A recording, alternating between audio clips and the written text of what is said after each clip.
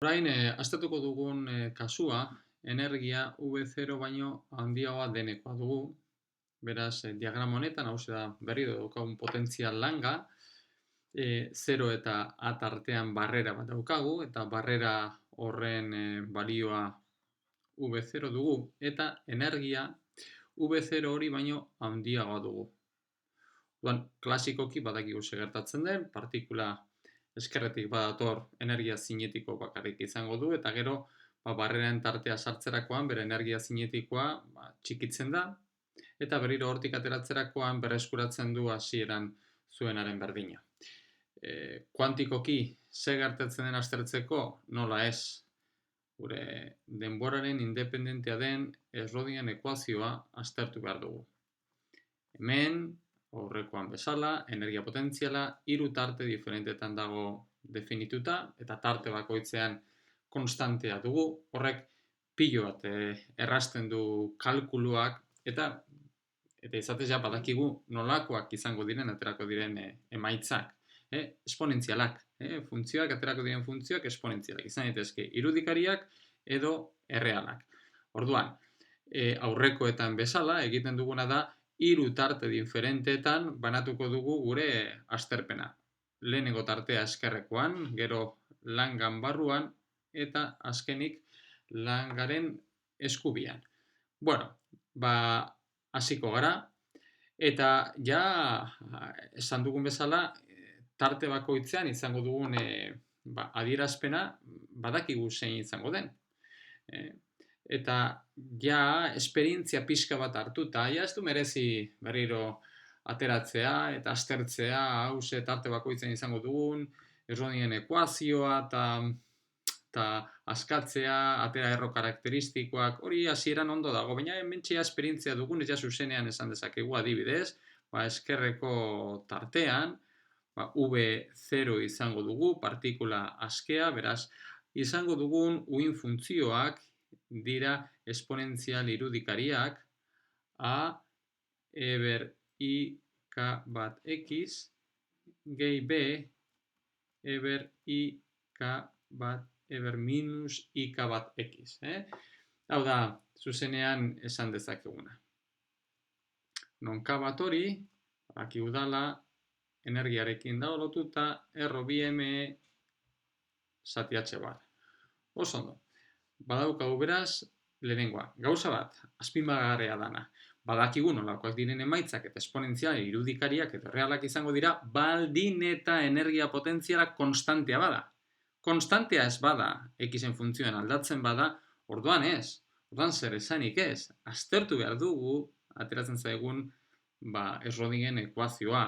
Eta segun eta zein den energia potentziala, gauza ez da erraza izango, baina hori gerorak utziko dugu eta beste adibide zailagoak diren beste adibide batzuk aztertuko dugu. Momentuz, daukagun energia potentzialak konstanteak dira tarteka eta horrek kalkulua pilo bat errazten du.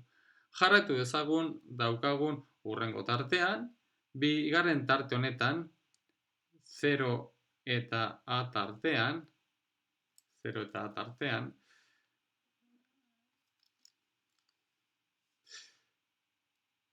orduan, hementxe, baita ez dago zonalde debekatu batean, eta hementxe daukagun uin funtzioa, psi bi izango duguna, aurrekoa da psi bat artean dugulako, badugu C eber I k iru deituko dugu x gehi D eber minus I k iru x. K iru deituko dugu ze aurrekoan energia V0 baino txikiagoa zeneko kasuan, K2 bat genuen, bai? Eta horrekin nolabait bereizteko. K2 hori da erro bi M eken V0, goratzen baduzue aurreko kasuan, energia V0 baino txikioa zen kasuan, genuen K2 zen erro bi M V0 kene. Hau ze dugu eken V0. V0 baino handiago dugulako.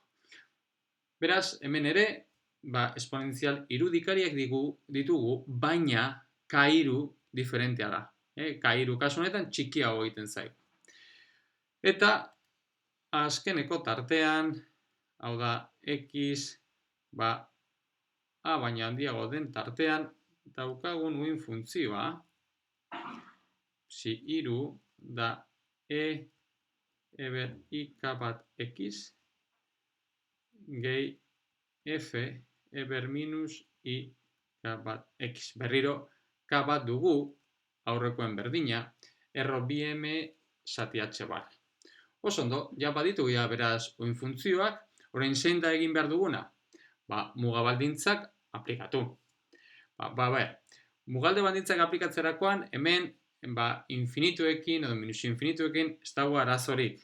Partikula askearen ezaugarriak ditugulako, bai minus infinituan eta infinituan. Beraz horrekin ez daukagu arazorik. Hau da, uin funtzioa ez du esplotatzen infinitorantz edo minus infinitorantz doanean. Gero, bestatetik, dakigu hementxe, x0an eta x-an bi mugalde baldintza aplikatuko ditugula bakoitzean, eta hori dela eta lau aterako ditugula, aurreko kasuan bezala, beraz, bi konstante geratuko zaizkigu, nolabait independente. Hori nolabait horren kasu bat bakarrik aztertzeko eta gure azterpena nolabait errazago izateko, suposatuko dugu partikula eskerretik datorrela. Aurrekoetan bezala, partikula eskerretik badator, orduan horrek zer esan nahi du? Eskubialdean ez duela zentzurik eskerrerantzako fluxurik egotea, eta hori dela eta orduan F0 egingo dugu. Berriro esan nahi dut gauza bat honi inguruan. Horrek ez da nahi dut derrigorrez F0 izan behar dela. Hau da, kasu orokor batean, F0 diferente izan daitek. Bakarrik aztertzen ari gara, kasu hau, partikula eskerretik datorreneko kasu aztertzen ari gara. Zer esanik ez, F0 egiteak badauka ondorio batzuk, ez? Adibidez, demagun partikula aske bat dugula. Hementxe egingo dugu alako etenalditxo bat, F0 egiteak duen ondoriotxo bat aztertzeko. Demagun partikula aske bat dugula, era bat askea, potentziala 0 dugula.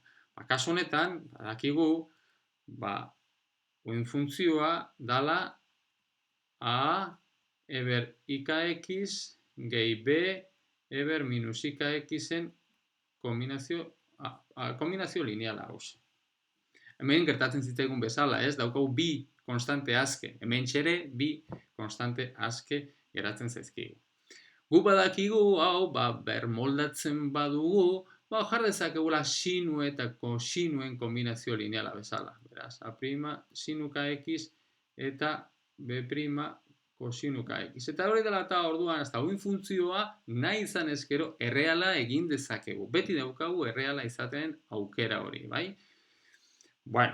Baina, daukagun askatasun hau dela eta, ikusten duzunez, bi konstante ditugulako, kasu honetan, egiten badugu, hortxe, egiten badugu, kasu bat bakar aztertzen badugu, eta egiten badugu, suposatzen ari gara, adibidez, hemen, gure kasu honetan egiten garen bazala, partikula eskerretik datorrela, orduan kasu horretan egingo genuken B0, eskerretik badator, eta horrek esan edo gure funtzioa izango litzatekela hau bakarrik, eskerretik badator. Orduan, alako funtzioa izango genuken. Horrek duen ondorio bat, esate baterako, zera dugu. Hemen, uin funtzioa ezin izango genukela erreala izan. Uin funtzioa irudikaria izango genuken. Beraz, uin funtzioa, Hamiltonen autofuntzioa, bai egin dezakegu beti erreala baldin eta ez badugu jartzen inolako beste baldintzarik. Jartzen badugu baldintza bat, eskerretik datorreko baldintza adibidez, orduan ja ez. Orduan ja ez du zertan eta erreala izan behar. Kasu honetan, derrigorrez, irudikaria. Eta hori da gure potentzial langan gertatzen zaiguna. Baldintza hause jarri ezkero, eskerretik datorrena, derrigorrez egiten duena da gure uin funtzioa irudikaria egitea. Eta hori da aurreko kasuan ere gertatu zitzaiguna. Uin funtzioa zen erreala, irudikaria da. Eta zergatik hori, jartzen dugulako baldintza hause, partikula eskerretik datorrela. Hori esan da jarraiko dugu gure mugalde baldintzekin, ez? Hori da egingo duguna.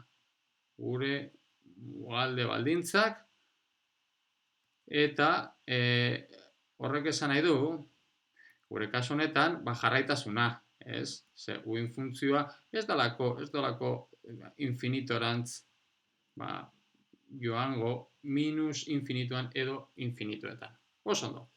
Hasiko gara beraz gure lau mugalde baldintzekin, lehenengoa uin funtzioa psi bat jarraitu izatea, psi uin funtzioa jarraitu izatea x puntuan, horrek esan nahi du, bat eta bi berdinak izan behar direla, a puntuan, eta askatzen badugu, ordezkatzen badugu, psi batean x berdin zeroan, daukaguna da, mugalde bat a gehi b, da berdin c gehi d.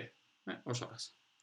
Hurrengoa, baita jarraitasuna, uin funtzioan jarraitasuna, baina kasu honetan a puntuan. Bi eta hiru a puntuan berdinak izan behar dira. Zerk eramaten du honek? Adierazpen honetara, d gehi eber minus k hiru a da berdin e eber i k bat a. Oso ondo. Hurrengo mugalde baldintza, kasu honetan hasiko gara deribatuekin, deribatuak ere jarraituak izan behar dira, lehenengo 0 puntuan, beraz horretarako deribatuak, uin funtzioen deribatuak, baina hori oso erraza dugu, ze esponentzia irudikarek direnez, i bider k bat ateratzen zaigulako, guztietan, ez? Beraz, hau da geratzen zaiguna. Berdin ika hiru c gen d. Eta hurrengoan, beltzarekin egiten dugu, baita daukagu deribatua, kasu honetan a puntuan, beraz bi eta hiru a puntuan, puntuen deribatuak berdinak izan behar dira. Beraz, zer da ateratzen zaiguna? Berriro ikak kanpora ateratzen zaigu, baina kasu honetan ordezkatu behar dugu a puntuan, eta hori dara eta orduan hementxe agertzen zaizkigu esponentzial hauek. Eber minus ika hiru a i bider k bat eber i k bat a bider e. Oso ondo, ja badaukagu lau ekuazio, 5 ez ezagun ateratzeko, beraz, aurrekoetan bezala egin dezakeguna da, danak konstante baten funtzioan jarri, eta hori da orain egingo duguna. Berriro hementxe ateratzen den adierazpenak aztertzea, ez da izaten gauza erraza, baina, azken finean, gauzak sistematikoki egin dezakegu, hementxe daukagu sistema bat, bere adierazpen matrizial baten bitartez askatu dezakegu. Ea ateratzen zaizkigun adierazpenak, ondorengoak dira, bere da k bat karratu minus k hiru karratu. Adierazpen hauek eukitzea interesantea da, batin eta gero uin funtzioekin, gauzak egin nahi baditugu. Adibidez, gero, gure helburua izango da aztertzea, islapen eta transmisio koefizienteak, eta horretarako, ezinbestekoa da, eukitzea zeintzuk diren koefiziente hauek, hau da, zeintzuk diren uin funtzioak definitzen duten koefizienteak. K hiru karratu, sinua, K hiru a gehi bi i k bat K hiru kosinu K hiru a. Hementxe agertzen den guzti hau, guztietan ageriko da. Zatitzaile hau, B-ek duen zatitzailea, egingo duguna izango da dana haren funtzioan jarri. Bai, B-ek duen zatitzailea hau, ba, guztietan agertzen denez, ba, emongo diogu izen bat. Hau izango da Z zatitzailea.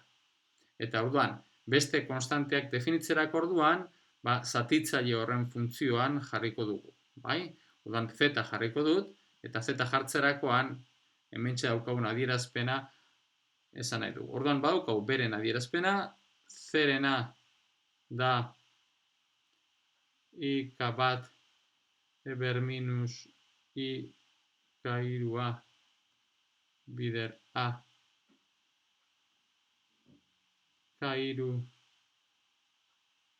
gehi bat zatitzailea Z, gero daukagu D dala